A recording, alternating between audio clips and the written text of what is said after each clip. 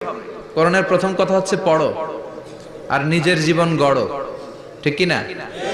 পড়তেই হবে আপনাকে, না পড়ে উপায় নাই। যখন যে অবস্থায় থাকবেন পড়বেন। জীবনে আমি জীবনে আমার কিছু মটো আছে, লক্ষ্য, এটাকে খেয়াল করে আমি চলি।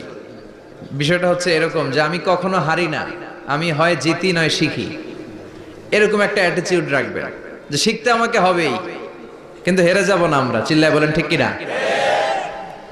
এবং শিখাটাই আপনাকে মুক্তি দিতে পারে।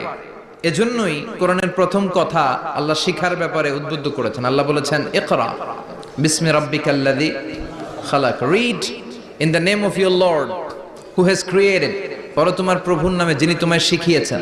এজন্য পড়তে হবে, জানতে হবে। আসেন আমরা সরাসরি মহাবিশ্বের মহাবিশ্বয় মহাগ্রন্থ আল কোরআন থেকে শুনি। উদ্দেশ্য হচ্ছে যে আমরা নিজেদের